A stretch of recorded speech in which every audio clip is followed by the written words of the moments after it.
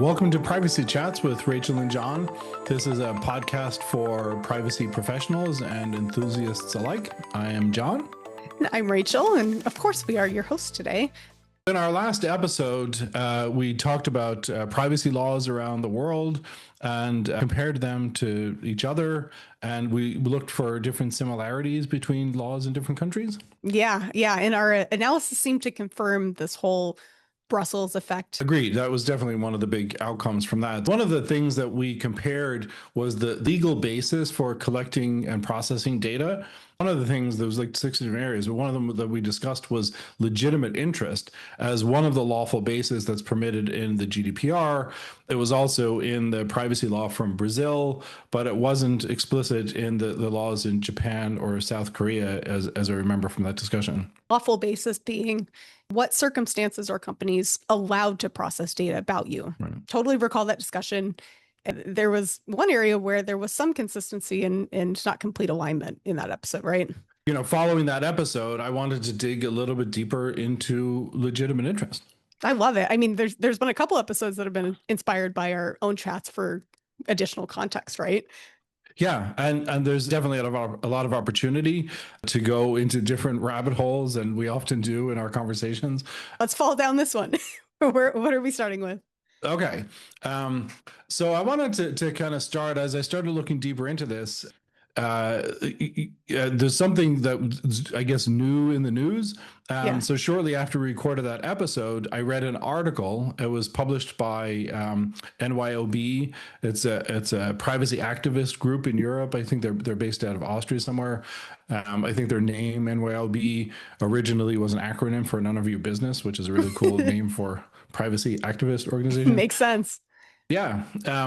But anyway, so in this article, the claim in this article was that a particular social media company, and I'm going to be purposeful in this episode, just to be clear up front, that I'm not going to name companies. So I'm just going to call them tech companies or social media companies. So you can use your own imagination to figure out why I'm not going to name companies. But anyway, so this article was talking about a particular social media company that was using legitimate interest as their legal basis for using personal data that it had to train its AI models. I have a joke here, and that is, I'm guessing this company rhymes with feta, my favorite salad cheese. But let's get a better understanding of legitimate interest, because it can be confusing. And this is coming from someone who's like literally tried to study it and has studied it, but always could use a refresher. Okay, so the NYOB article that I was talking about offered a great analogy, writing that a thief, for example, this is a quote, a thief, for example, won't consent to CCTV camera filming them, but a bank might still have a legitimate interest in having CCTV cameras. I like the comparison. Clearly a thief wouldn't consent to being filmed in this scenario, right? But are there other legal bases for requiring consent that might apply in this situation? So maybe, and I think if we were to go through, so let's go through all of the legal bases and see, and let's use this example of a thief. There's, let's call that them being recorded as personal data. It's identifying them and stuff like that. So the first is consent. Yep, pretty straightforward. Thieves probably won't consent. I mean, if they want to be successful in what they're doing. Sure. They wouldn't consent. And who would we even ask? Like, we don't even know who the thieves are going to be. So the second one is a performance of a contract. And, I can't, similar with consent, imagine where a contract would be involved between thieves and their victims, but for imagination's sake, and for sure. Yeah. So that one's not going to work. The next one is compliance with a legal obligation. So stealing is breaking the law, but this isn't what is meant by, quote, legal obligation here, is it? It's not. A good example of a legal obligation is that many jurisdictions have laws on the books that require, and this is just an example, but they require healthcare providers to report to the police when they treat a patient who shows up in their office or in the emergency room or something with a gunshot wound.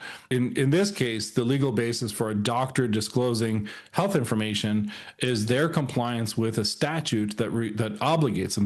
That's a legal obligation for them to report it. Yeah, that's a really tangible example The next one is the vital interest of the subject, of the data subject. Okay, so when I hear this, I'm hearing looking out for the best interests of the person that the data is about. It is, and it's very specifically about vital interest. So let's use another example. And since I was already looking at medical examples with emergency rooms and gunshot wounds, so a good example here is if a person is in some sort of a medical distress, let's say it's in the workplace, it's in their best interest to tell the paramedics if the person has, a heart condition or diabetes or something like that. But like, you don't want an office admin or somebody from HR saying like, we can't disclose any private information about this person. It's in that person, the victim of this medical distress, it's in their vital interest for the company to disclose, well, they've got diabetes or some heart condition or whatever it is. By disclosing it, they're doing it in the vital interest of the subject. So that one makes sense in the medical context, but it doesn't apply to our thief story here, since CCTV footage wouldn't be in the vital interest of the thief in any way, I think, right? right. So yeah, exactly. So the next one is public interest.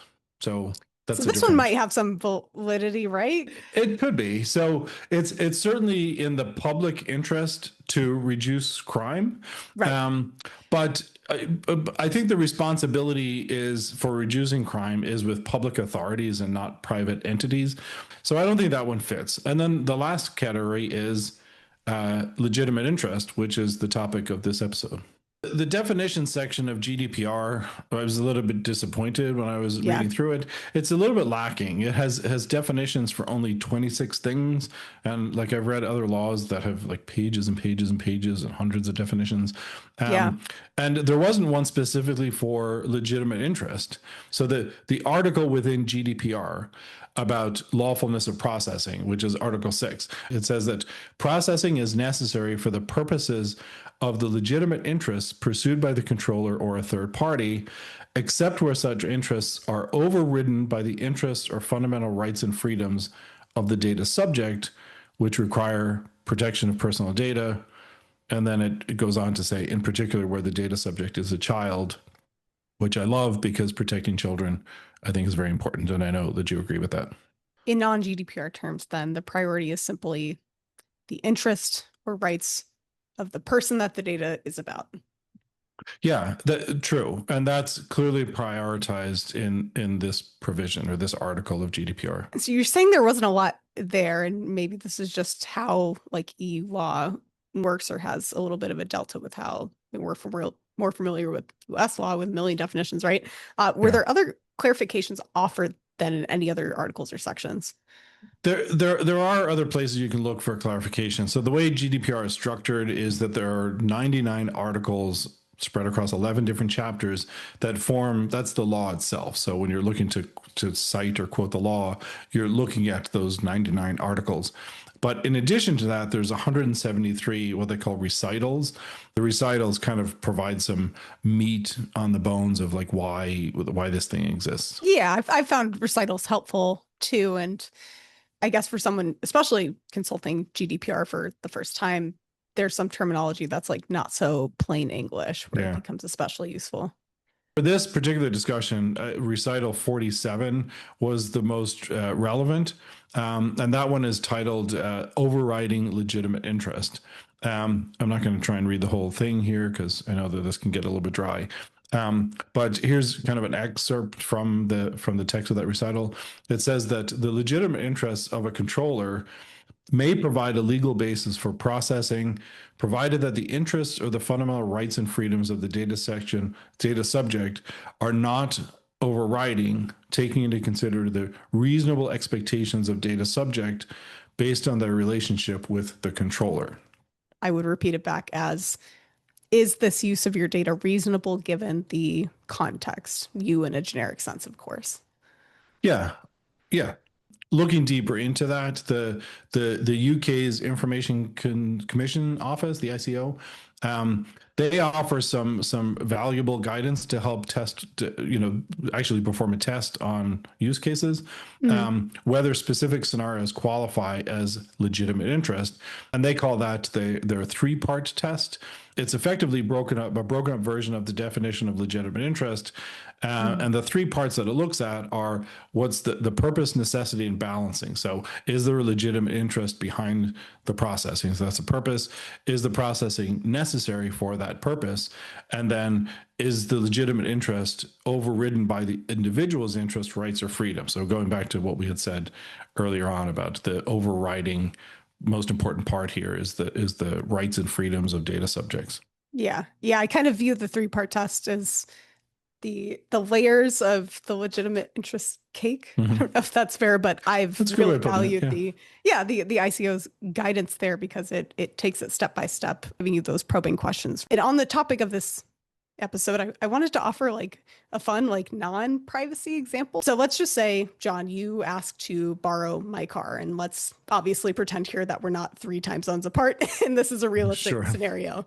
Yeah. I am insured and my car is safe to drive, but it is expensive and a depreciating asset, right? So if you ask to borrow my car without explaining any context on the purpose that you're borrowing it for, how, urgent it is, or, where you need to go with it, or consideration of what I might need to use the car for in the meantime, whether or not that's like super important is worth consideration, right? Sure. Why would I say yes?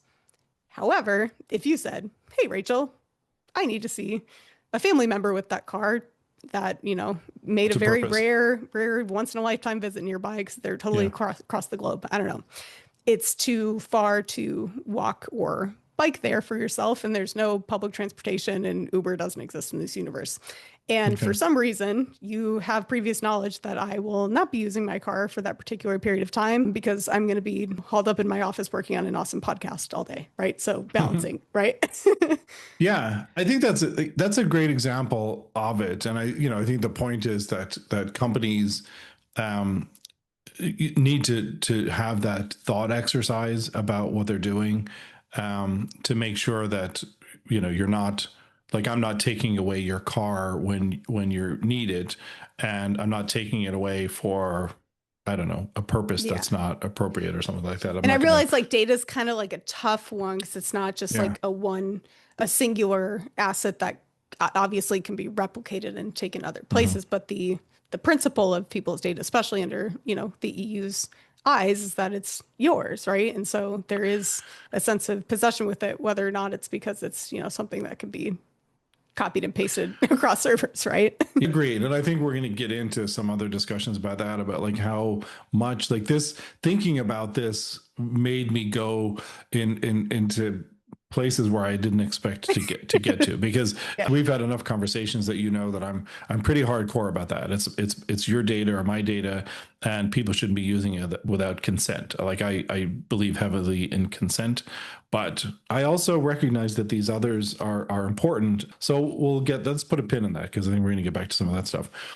The GDPR recital that I talked about, or somewhere in there, it mentions specific examples of what are legitimate interests and a couple that some that are and some that are not. Given it is for the legislator to provide by law for the legal basis for public authorities to process personal data, that legal basis should not apply to the processing by public authorities in the performance of their tasks. Looking for good use cases that are provided as examples. One that was listed in the GDPR in the section I was talking about is that the processing of personal data strictly necessary for the purposes of presenting fraud also constitutes a legitimate interest of the data controller concerned. So that's one example of that. They say, yes, this is a very good use case for that. And the second one that they offer is the processing of personal data for direct marketing purposes. It may be regarded as carried out for a legitimate interest. Got it. I'm glad we did take some time to level set again on this topic, but we started off with talking about NOYB earlier. So let's revisit that. Yeah, so I actually don't know that we mentioned that because I think we probably both read that article, but yeah, Yeah. so the article that I mentioned about NYOB very specifically mentioned that they had issued the cease and desist order against that social media company that we're not naming. But the cease and desist, it was a letter that was sent from NYOB to the Ireland office, and a lot of these companies have like a branch office or whatever in Ireland for European Union reasons. But they sent a letter to this social media company essentially saying, stop doing this thing that you're doing. It starts by identifying who NYOB is, and we talked a little bit about that, and establishes their standing to represent the interests of data subjects in the EU. Then it gets into its foundation. So it cites emails that were sent from this particular social media company to its users in the European Union. And then in the article, it describes, or in the letter, it describes numerous news reports that came to NYOB's attention that the company very specifically plans to ingest personal data of EU subjects into their AI training system. And the letter specifically stated that the company was basing this data use on legitimate interest, again, citing Article 6. Yeah. Yeah. So they were able to point, what's NOYB's rationale for then rejecting that? So the letter that they send, it very specifically enumerates 10 reasons why they believe that legitimate interest is not an appropriate legal basis. Let's start with, so the very first item on the list cites a ruling from the Court of Justice of the European Union, or CJEU, which held that this same social media company cannot rely on legitimate interest for personalized advertisements on its platform, and then cites partly because data subjects would not reasonably expect that their data would be used for advertisement.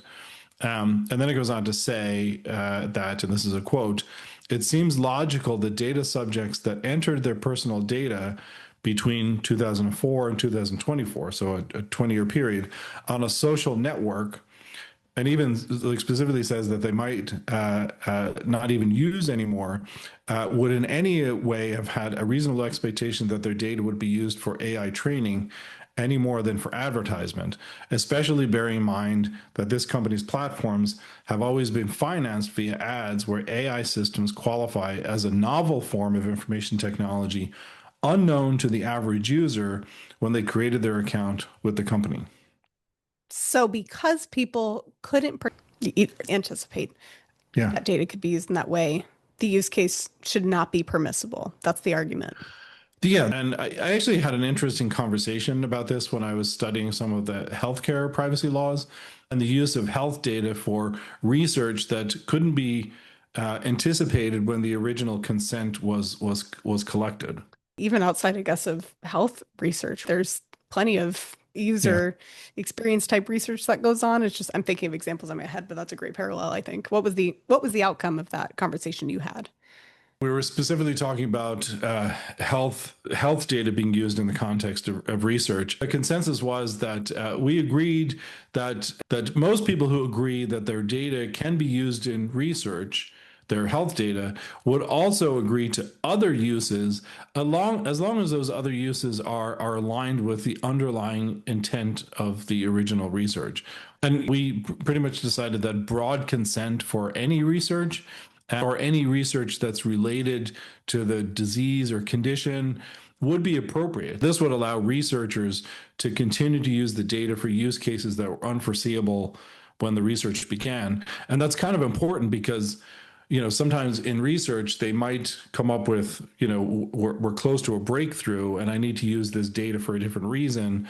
But the subjects of the data might no longer be alive, or they might not be in a position to be able to offer modified consent. Do you think that social media companies could solicit consent and that gives them broad use of data in the same way in a research setting? I really don't. And from the GDPR perspective, it requires that consent, it needs to be clear, unambiguous, and freely given. Article 7 states that the request for consent shall be presented in a manner which was clearly indistinguishable from other matters. basically the expectation is that the user be clearly informed about exactly what the data is going to be used for.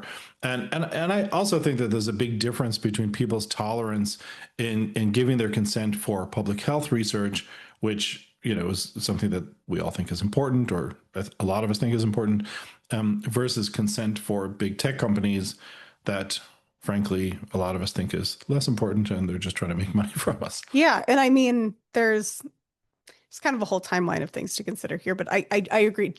Generally, people are going to have different reactions to that premise too, and Yeah. we've often discussed how people tend to simply agree to consents and terms and services without reading them, and then there's the whole which I think NOYB covered, which is that even the nature of the data processing that can take place and the purposes outside of AI, for example, can evolve over a 17-year period if if there's been a lot of scrutiny around the, personalization of services and, Yeah. targeted advertising. Like they all kind of fall under this bucket to me where it's something that came about over time as the product grew and developed and expanded and Mhm. is still, again, shows some benefit to the user, I think, in the cases more so that I've listed. But yeah, I mean, it's all the same trend, I think.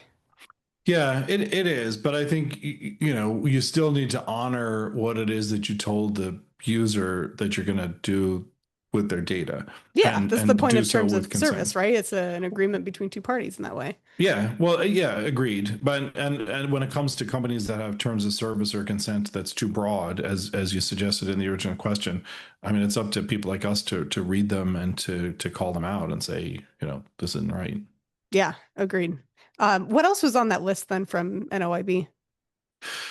So NOYB, they cited a different ruling against a different large tech company, which held that so the mere commercial interests of a controller cannot serve to scrape data from the entire internet, even if such scraping is only intended to index public websites. So that's a slightly different Yeah, use case, but but they the were classic saying, scraping, is it okay? yeah. Debate is coming into the picture here. Right. And what they were saying is that there was a ruling in the Court of Justice of the European Union that said they can't do that. And in this section, NOIB notes that the CJEU also highlighted the need to ensure the full enforcement of all other GDP rights, even if such indexing is done, and that there's a quote, notably, this led to the need to delist entries from search index, which is often called the right to be forgotten. Yeah, yeah, I see.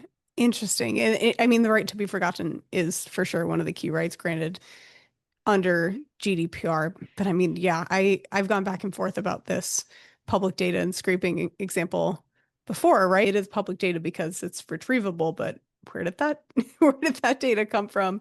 And Mhm. what does public even constitute in every circumstance, right? Like it's Yeah, crawlable. That's to me been kind of the litmus test of public, but yeah. it gets sticky. I see where you're going, and I don't. Yeah, it is sticky, but just because it's out there doesn't mean it's still not my data, and I should Right. still have some control of it. So the right to be forgotten, I think it's a very important right, and I think that the NOYB has a really great point here. And in our previous research, and actually episodes that you did a lot of research on into machine learning models, Yeah. that indicated that once data has been ingested into an ML model, it can't be extracted. It's part of that machine's Yeah, learning it's now. not necessarily a database. It's a probabilistic model, right? Right. So, by doing that, that kind of removes the ability for people to invoke a right to be forgotten or withdraw their consent. Right. Yeah. Yeah. It does feel like that ingestion into machine learning would be a one-way street, unless again, then it gets full circle. Do you want that to not be the case and enter a layer in between to then, try to then correct the model for this? I don't know. The Right. model is inherently all of the data that has been aggregated for it, right? So it doesn't Right. exist Well, without it. It's not a static database. Well, true, but I think that's the essence of the point that's being made by NYOB, that they Yeah. shouldn't put the data into the model unless they've got a legitimate legal basis for doing so. Because in these cases, the data subjects cannot exercise their right for the data to be forgotten. So GDPR simply cannot be complied Extra with. bad because it's not reversible, then, to sum it up. Yeah, I guess. Yeah. Well, going back Um, to the legal basis stuff, wouldn't this also be true then if a different legal basis were used, even if legitimate interest wasn't, viable here? uh, Tell me more. What do you? Sure. So, what if the legal basis was consent and all Okay. users of the service had Oh, I provided see. clear and informed, unambiguous consent at the like prior to, say, model training in that example? Wouldn't they still not be able to withdraw the consent and invoke their right to be forgotten, as we just discussed? Yeah, agreed. That is true. So even if I offer consent and it went into an ML model, and then I said I want you to change my mind, I want you to pull it out, they wouldn't be able to. So you still can't comply. So this problem isn't really just about legitimate interest. It extends across all legitimate bases for collection. I'm not a lawyer, but maybe you could include that in the informed consent. Like Yeah. we're telling you up front, we're not going to be able to. You're not going to be able to change your mind. If you're aware of the technical limitations that prevent some rights from being invoked in the future, and you tell them that in the informed consent, then would that provide the necessary legal basis? Yeah. Here we're making up stuff for pretending to be lawyers. I'm not a lawyer, but maybe I pretend to be Being on this podcast. philosophical. How about that? Yeah, there you go. Okay. Okay, so NOYB. So the last part that I want to touch on goes into the core of this legitimate interest claim that's being made. I got it. Let's hear it. Okay, so I'm going to one word for word. There is public information as to any written legitimate interest balancing exercise that this company has undertaken, despite their duties under GDPR to enable data subjects to understand why their rights would be allegedly be trumped by this company's commercial interests, to consequently exercise their rights under GDPR. Without such a certification, the company would continuously change the scope of processing, but it gradually evade any protections it may have uh, implemented. This company does in no way demonstrate compliance with GDPR towards data subjects, despite the clear duties under the GDPR. Bold. I mean, NOYB here is really claiming that they hadn't performed it, they didn't write it down. So, like, what leg do they have to stand on right now? Yeah, and that's the core part of legitimate interest, that the interest of the processor cannot be overridden by the interests or fundamental rights and freedoms of the data subject. So, would you say there's legitimate interest? I mean, I tend to agree with NOYB on this. If I've signed up to use a service, whether like it's a social network, a search engine, an online retailer, I should still retain control of the data that's about me. That could be about my browsing, my likes, my purchases. The data is about me, and I should have a say in how it's used. And any use at minimum should be evaluated against those fundamental rights and privileges and freedoms that I have. What would constitute as legitimate interest here? We already talked about the CCTV example, that a Mhm. thief might not offer consent, but a business does have a legitimate interest in preventing theft.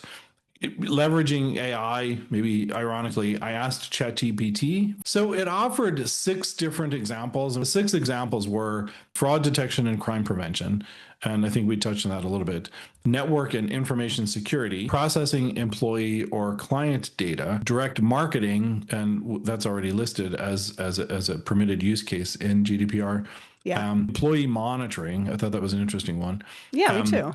Data analytics and research, and Yeah, I always forget that employee monitoring is recognized. No, obviously there's guidance around it. I guess going back to this whole NOYB case with said company that rhymes with feta cheese, do you have an opinion on where you think this will land in the end? yeah, I don't think that this company is going to change doing in response to the cease and desist order. Again, I'm not a lawyer. I don't know what their lawyers are going to tell them to do. But given their history about NOYB, I don't expect that they're going to drop the ball. Once they know what they're going to pursue, they keep pursuing it. So I don't know what all the steps are to get in front of the CJEU and get a ruling, but NOYB, they're going to follow this all the way. I mean, what do you think they're looking for? Because I know there's just like structural differences with how the EU and the US handle regulation. US is more reactive. When there's enough lawsuits, then we work to get a bill and a law into place. In Europe, when they anticipate there's something wrong, there is issued an active rule about it. It's not super specific, but then at the same time, they have stronger generally oversight and enforcement on a tactical basis. So they want to see of everything the company is doing to the extent possible, and that's where a lot of the verbiage tends to focus on. What would happen here? What makes this real for the company in question? Well, I think that the NOYB, their final goal is probably to adjust the behavior of big tech companies overall and force them to be more deferential to user privacy. Ultimately, the power that the EU can wield is financial penalty, and that gets the attention of these companies when they get penalized. Yeah, especially when the market share as far as monthly and daily active users are as high as they are in the EU. It's not negligible. Yeah, tell me about the fines for it, because that'll come into the picture too. Yeah, I don't know that it matters so much the scope of use of the platform. I think they more look at the revenue that's generated, and there's definitely a direct correlation. The more users of a platform are, there's more money to be made. But GDPR allows for fines that go as high as 20 million euro or 4% of the total worldwide annual turnover of the preceding financial year. Which certainly could be a lot in this case. Well, it can. Again, it depends on the size of the company. And I do prefer a percentage of revenues in some way rather than just a raw users. Number. Like 20 million euro to one company might be a huge amount of money, but to a really, really large tech company, it's nothing. But to put that into context, and I am going to name a company here because it's just looking at the bigger numbers. So Google's total worldwide annual turnover for 2024, according to ChatGPT, I think reading one of their quarterly earnings statements. So their annual turnover was $305 billion. So 4% of that, if they were fined, would be a fine of $12 billion. Meta's turnover was 164 billion, which would result in a fine of up to like $6.5 billion if we were to go with 4%. So yeah, I would love it if we could have you track this as it works its way through that legal process and report back on the findings. One last part that I was thinking would be an interesting thought exercise would be to take a zero-based approach.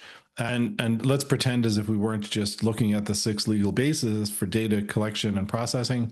And are those 6 enough? One thing that comes to mind, the possible benefits that might come from advances in artificial intelligence and machine learning. There's definitely significant risks that need to be managed well, but the eventual outcome, I think, is going to be one that will be beneficial to both individual people and companies that develop and adopt the technology and society as a whole. I like the direction we're going in on that one. One could argue that something like you're proposing would merge like public vital interests plus even legitimate interests. Then again, we're looking at this huge, still pretty ambiguous thing of like AI's role in society, and then the like asking ourselves, what is the collective impact or benefit of it? Inherently, that's also a very European way of thinking, right? They're like looking at the collective first. I don't know, assessor would be able to kind of offer this wishy-washy claim that, I'm not relying on public interest or vital interest of the subject or legitimate interest, but I'm relying on kind of a combination of those. Like, I don't think that's how the law works. So do you think that there could be a standalone basis for your machine learning example? Maybe. I mean, I do think that there should be a way to take data that has been anonymized or de-identified and allow it to be used more broadly without having to meet the bar for a different actual legal basis, like the 6 that we've talked about. Let's look at like internet search engines as an example. So I would not want my internet search history to be made public. I don't really have anything to hide. Like, I'm actually a really kind of boring person here doing podcasts about privacy. And, frankly, my search history would have a lot of boring stuff, and it might include a lot of research that I do for these episodes.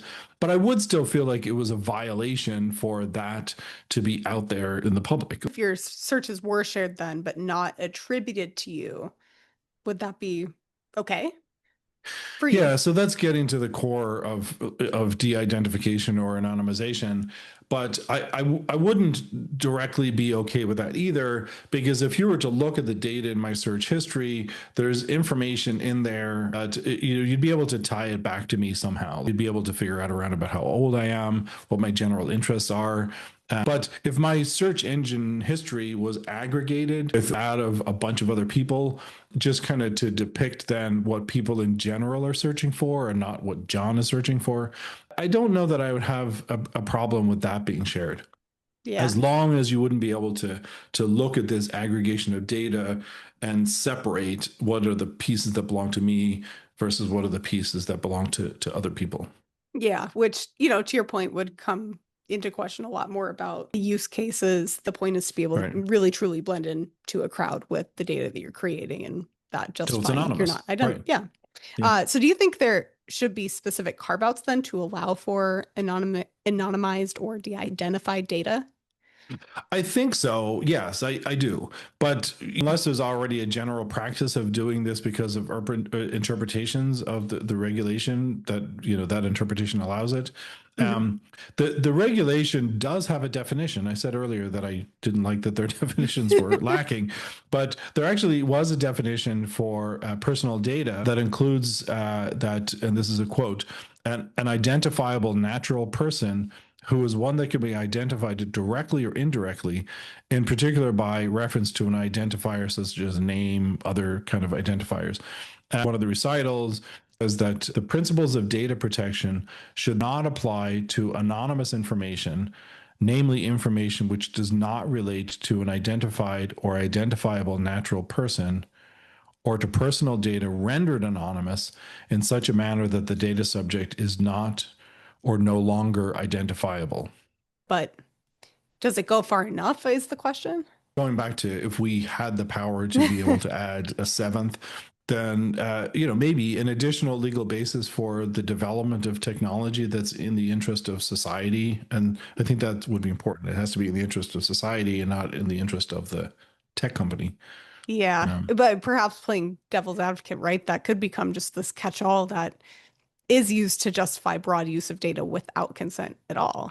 It definitely could and probably would. It would definitely have to include restrictions that would really protect the rights and privileges of the data subjects. And I think including adding a requirement that data used under this basis must be de-identified or permanently anonymized. It kind of sounds like you are in favor to some extent of data subjects' data being used without their consent necessarily. Yeah, that hurts a little bit, Rachel. When you say it that way, I think you make a fair point though. It's a tough one. Like I said, it's sort of sticky. It's sticky, and I think that's what makes privacy difficult and maybe interesting, and that's why we do this. So please know that the information shared throughout this episode is that of our own. It's not in any way affiliated with our employers or any other organizations. These episodes are produced on our own time and are based on our own research and our own professional opinions. Thank you to everyone for listening. We'll see you next time.